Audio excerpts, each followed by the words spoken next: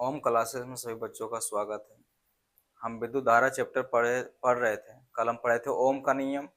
आज हम पढ़ेंगे प्रतिरोध किन किन बातों पर निर्भर करता है। देखो, जितना भी विद्युत धारा चैप्टर में क्लास में बताए हैं, स्टार्टिंग से लेकर अभी तक अगर एक एक क्लास सब देखेगा तब समझ में आएगा। ये नहीं कि कभी एक नंबर देख लिए फिर 3 नंबर देख लिए फिर 2 नंबर छोड़ दिए तो समझ में नहीं आएगा। एक लाइन से पहले 1 नंबर क्लास, फिर 2 3 4 ऐसे 5 सब क्लास देखेगा तो समझ में आएगा, क्योंकि इसमें विद्युत धारा चक्र में बहुत सारा सूत्र है। कल हम पढ़े थे ओम का नियम में V बराबर आई आर, फिर पढ़े थे I बराबर V बटे आर। आर जो प्रतिरोध है, I विद्युत धारा है, V विभवांतर है। पढ़े थे कि अगर विभवांतर वोल्टेज अगर बढ़ेगा तो विद्युत धारा का मान भी बढ़ता है, क्योंकि विभवांतर जो है विद्युत धारा के समानुपाती है। सब कल हम ओम के नियम में पढ़ लिए थे। अगर प्रतिरोध का मान बढ़ जाएगा तो विद्युत धारा का मान जो है घट जाता है। प्रतिरोध जो है विद्युत धारा की है, व्युत्क्रमानुपाती है। आज हम देखेंगे कि प्रतिरोध किन किन बातों पर निर्भर करता है। सबसे पहले है कि तार की लंबाई पर। कह रहा किसी तार का प्रतिरोध उसकी लंबाई के समानुपाती होता है। तार की लंबाई पर निर्भर करता है कि अगर तार जो है अगर जितना ज्यादा लंबा रहेगा, मान लो एक तार है, इसकी लंबाई अगर हम बढ़ा देंगे, इसमें प्रतिरोध का मान भी क्या होगा, बढ़ जाएगा। तो तार जितना ज्यादा लंबा उसमें प्रतिरोध का मान उतना ही ज्यादा अधिक, और इसमें प्रतिरोध का मान जितना ज्यादा अधिक उसमें विद्युत धारा का मान उतना कम। तो तार का लंबाई बढ़ाने से उसका प्रतिरोध का मान बढ़ता है, लेकिन विद्युत धारा का मान जो है घटता है। यही कारण है कि मान लो एक मोटर यहाँ जोड़े हैं, एक मोटर यही तार से आगे ले जाके 500 मीटर दूरी में एक मोटर लगा के जोड़े हैं, तो ज्यादा पानी जो है पहले वाला मोटर ज्यादा पानी देता है, और आगे जो 500 मीटर दूर में जो मोटर लगा है उससे पानी कम देता है, क्योंकि तार का लंबाई जब बढ़ाएंगे तो विद्युत धारा का मान की होगा, घटेगा। पहला है तार की लंबाई पर निर्भर करता है। अच्छा, पर इसको हम ऐसे लिख सकते हैं कि प्रतिरोध आर जो है समानु आर जो है समानुपाती है किसके, लंबाई के। प्रतिरोध जो है उसके लंबाई के, तार के लंबाई की होता है समानुपाती, मतलब लंबाई बढ़ाएंगे तो प्रतिरोध का मान भी की होगा, बढ़ेगा। यह लिखा हुआ था, तार की लंबाई जितनी अधिक होगी उसका प्रतिरोध उतना ही अधिक होता है। दूसरा है तार की मोटाई पर। कह रहा है किसी तार का प्रतिरोध आर उसके अनुप्रस्थ काट के क्षेत्रफल के अनुकर्मानुपाती होता है। लिखा हुआ अनुकर्मानुपाती होता है, इसका मतलब सॉरी व्युत्क्रमानुपाती होता है। कह रहा है किसी तार का प्रतिरोध आर उसके अनुप्रस्थ काट के क्षेत्रफल के व्युत्क्रमानुपाती होता है। व्युत्क्रमानुपाती मतलब उल्टा, कि अगर हम जैसे एक तार है, इसका मोटाई अगर बढ़ा देंगे, तार का मोटाई जब ज्यादा रहेगा, तार जितना ज्यादा मोटा रहेगा उसमें प्रतिरोध का मान उतना ही कम होगा, और प्रतिरोध का मान अगर कम हुआ तो उसमें विद्युत धारा का मान अधिक होगा। जिस तार का मोटाई जितना अधिक उसमें प्रतिरोध का मान उतना कम, और प्रतिरोध का मान कम तो विद्युत धारा का मान अधिक। इसलिए मोटर चलाने के लिए जो है मोटा तार का प्रयोग करते हैं, क्योंकि मोटा तार में प्रतिरोध का मान की रहता है, कम होता है। प्रतिरोध का मान कम रहेगा तो उसमें विद्युत धारा का मान ज्यादा होगा। तो मोटाई पर निर्भर कर रहा है, इसके एरिया पर। दूसरा वही लिखा हुआ, तो व्युत्क्रमानुपाती होता है उसके, तो हम लिखेंगे आर जो है प्रतिरोध, व्युत्क्रमानुपाती को इस तरह से लिखेंगे 1 बटे, और एरिया का रहा क्षेत्रफल, लिखेंगे आर व्युत्क्रमानुपाती है 1 बटे, इस तरह से आर व्युत्क्रमानुपाती है किसके, क्षेत्रफल के, तो इसे दर्शाएंगे। अब कह रहा है तार जितना ही मोटा होगा उसका प्रतिरोध उतना कम होता है। तार जितना ज्यादा मोटा, तार का मोटाई जितना ज्यादा उसका प्रतिरोध की रहेगा कम। अच्छा, तार जितना पतला उसमें प्रतिरोध का मान उतना ही अधिक। अब चालक के पदार्थ पर भी निर्भर कर रहा है। यदि विभिन्न पदार्थों के तार समान लंबाई और समान मोटाई का तार का, तो उनके प्रतिरोध भिन्न भिन्न होगा। जैसे 2 3 गो तार ले लिए, एक चांदी का, एक नाइक्रोम का, एक तांबा का, एल्युमिनियम का तार ले लिए हैं, तो सब तार का लंबाई भी सेम है और मोटाई भी सेम लेंगे, लेकिन जब जब उसमें प्रतिरोध जो रहेगा सब में अलग अलग होगा, क्योंकि उसके पदार्थ पर भी निर्भर कर रहा है। चांदी जो है सबसे अधिक सुचालक है, उसके अंदर प्रतिरोध का मात्रा बहुत कम रहेगा। नाइक्रोम का जो है विद्युत का सुचालक तो है, लेकिन प्रतिरोध का मात्रा उसमें क्या होता है, ज्यादा होता है। तो अलग अलग पदार्थ का प्रतिरोधकता अलग अलग होता है, उसको याद करना होगा। अलग अलग पदार्थ का प्रतिरोधकता अलग अलग है। 2 4 गो डाटा जो याद रखना है, किसका प्रतिरोधकता कितना होता है, आगे लिखा देंगे। तो कह रहा है प्रतिरोध जो है ना पदार्थ पर निर्भर कर रहा है। जिस पदार्थ अगर अलग अलग है उसमें प्रतिरोधकता का मान भी अलग अलग होगा। आगे है चालक के ताप पर निर्भर करता है। ताप बढ़ने से चालक का प्रतिरोध की होगा, बढ़ेगा। ताप अगर बढ़ाएंगे मतलब उसमें हीट ज्यादा रहेगा तो उसका प्रतिरोध का मान क्या होगा, बढ़ेगा। जैसे हम सब जो आयरन करते हैं घर में कपड़ा का, उसके अंदर नाइक्रोम का लगा होता है, तो नाइक्रोम को जैसे गर्म करेंगे तो हीट होता है, उष्मा का मान जैसे बढ़ेगा तो उसके अंदर प्रतिरोध का मान भी क्यों हुआ, बढ़ गया। इसी कारण वो गर्म होता है। उसमें क्या नाइक्रोम जो है सबसे अधिक प्रतिरोध के कारण उसके अंदर उष्मा उत्पन्न होता है, मतलब ताप बढ़ जाता है।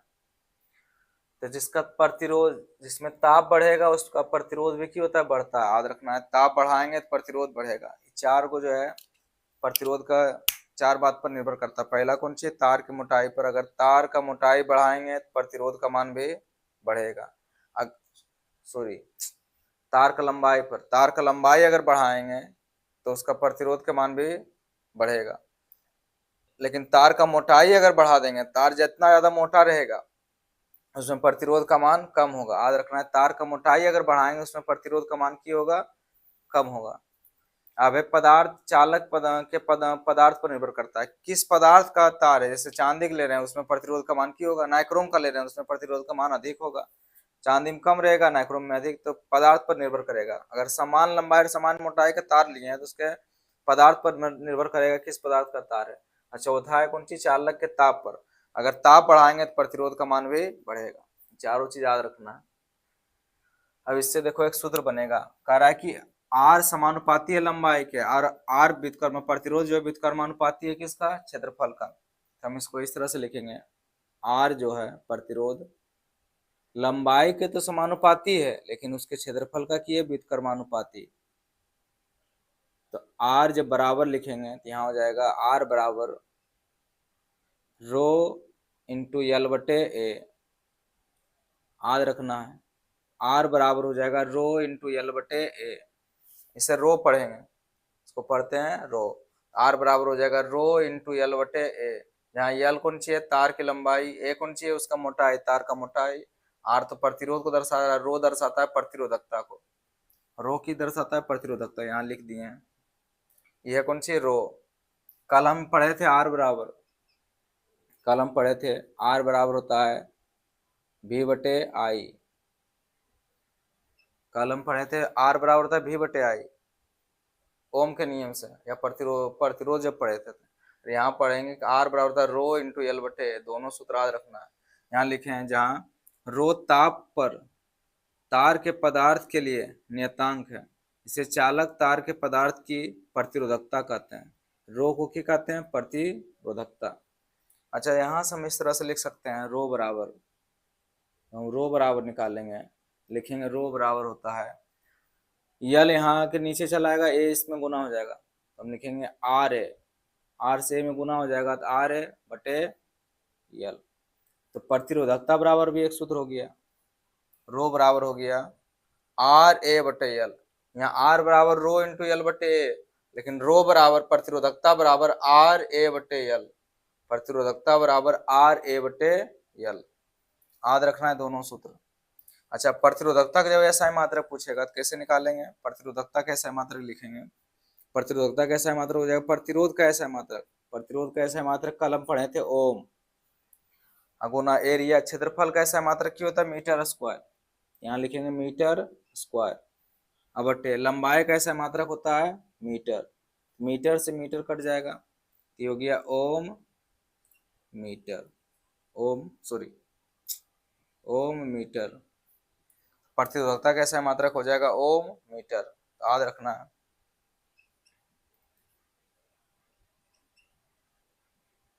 प्रतिरोधकता जो ऐसा मात्रक होता है,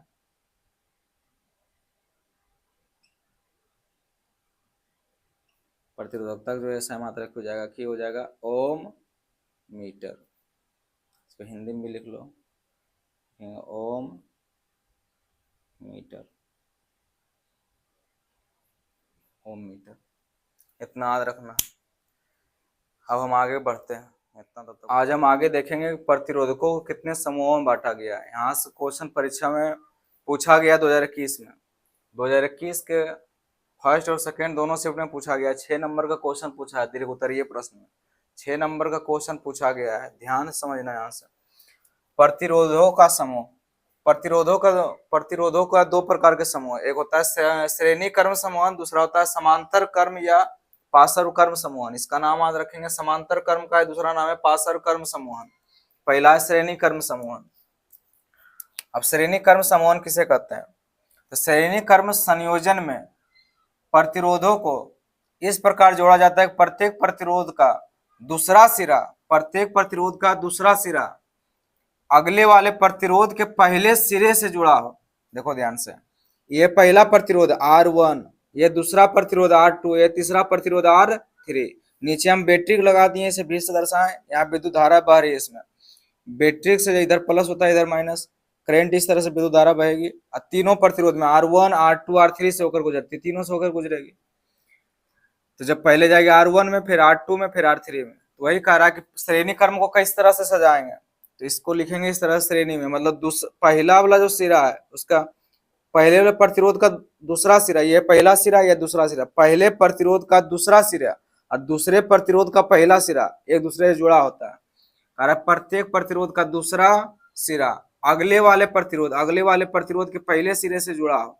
ये मान लो पहला प्रतिरोध है, दूसरा प्रतिरोध, तो पहला प्रतिरोध का दूसरा सिरा और दूसरे प्रतिरोध का पहला सिरा एक दूसरे से क्यों जुड़ा, मतलब इस श्रेणी क्रम में रहेगा, याद रखना है। इस तरह से रहेगा तो कहलाएगा श्रेणी कर्म समूहन।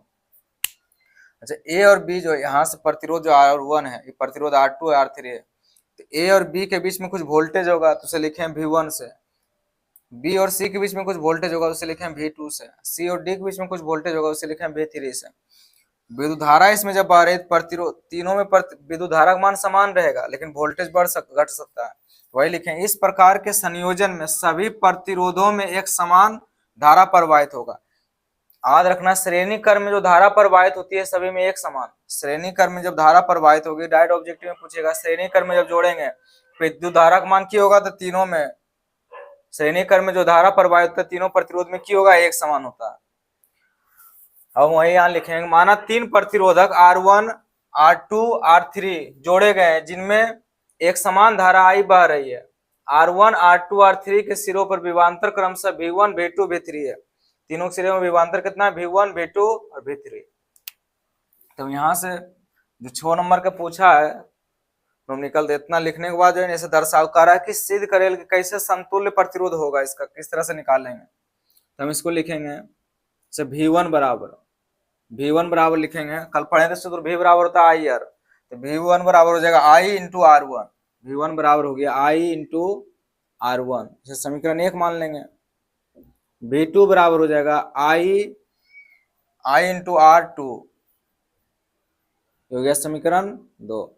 अब लिखेंगे V3 बराबर I इंटू R3, हो जाएगा समीकरण 3। अब कुल वोल्टेज या कुल विभवांतर जब निकालेंगे कुल विभवांतर, जब कुल विभवांतर निकालेंगे तो V बराबर क्या हो जाएगा, V1 plus V2 plus V3। कुल विभवांतर निकालेंगे तो V बराबर लिखेंगे V1 plus V2 plus V3। हम यहाँ से लिखेंगे V बराबर, यहाँ से हो गया V बराबर, तो V1 का मान कितना आ रहा है, I R1 प्लस V2 का मान हो जाएगा I R2, V3 का मान हो जाएगा I R3। इस तरह से लिख लेंगे। हम V बराबर लिखेंगे, तीनों में देखो कॉमन दिख रहा है, I कॉमन है, I यहाँ से निकाल लेंगे R1 plus R2 plus R3। V बराबर हो गया I कॉमन निकाल लेंगे R1 plus R2 plus R3। इस तीनों में जो जोड़ा गया था इसमें 3 प्रतिरोध लगा हुआ था, R1, R2, R3। अच्छा, तीनों मिला के अगर हम एक प्रतिरोध बना दें, अगर इसको हम इस तरह से अगर जोड़ दें,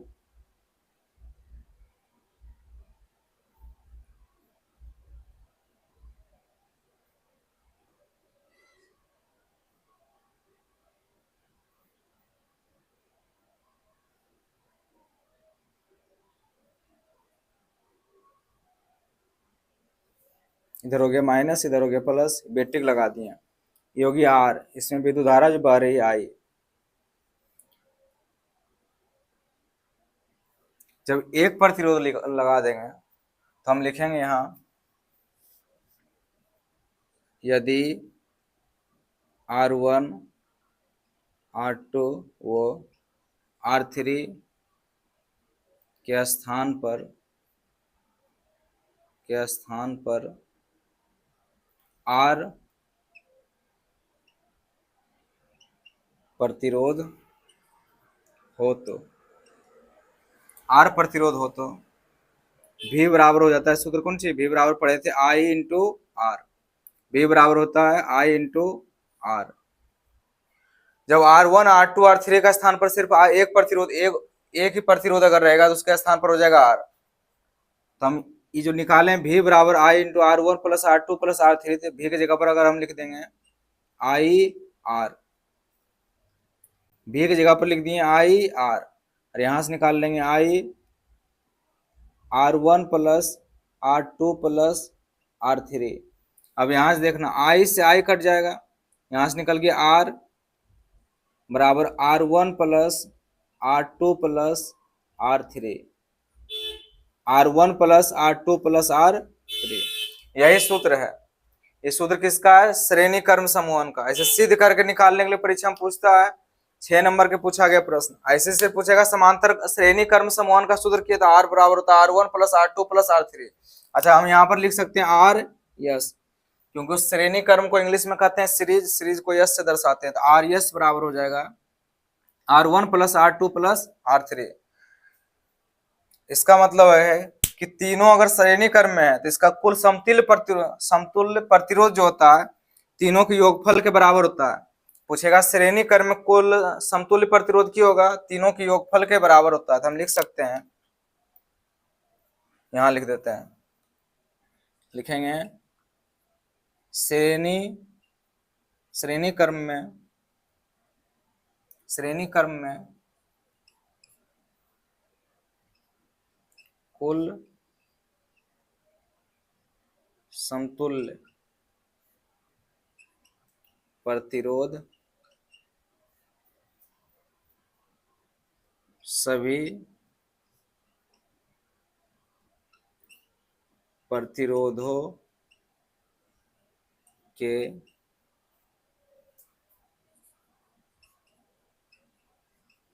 योगफल के बराबर होता है। श्रेणी क्रम में जो कुल समतुल्य प्रतिरोध जो निकलता है वो सभी प्रतिरोधों के योगफल के बराबर होगा।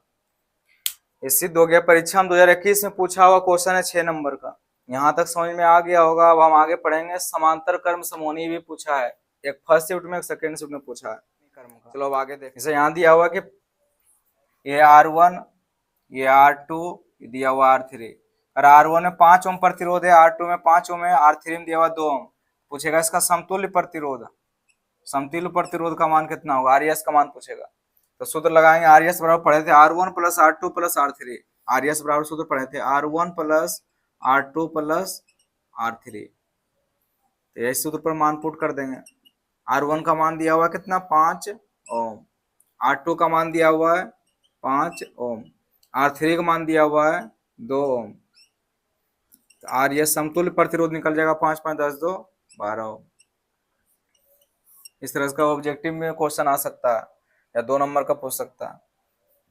जैसे एक और क्वेश्चन दिया हुआ, पहले तो देखने सीखेंगे कि अगर सीधा में है तो श्रेणी क्रम समूहन में, जैसे कि आगे जब हम पढ़ेंगे समांतर क्रम समूहन तो पैरेलल में जुड़ा हो इस तरह से, यहाँ बैट्रिक लगा देंगे।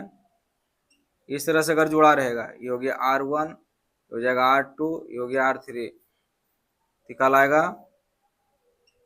समांतर क्रम समूहन। लेकिन अभी हम पढ़ रहे हैं श्रेणी क्रम समूहन, इसे आगे पढ़ेंगे।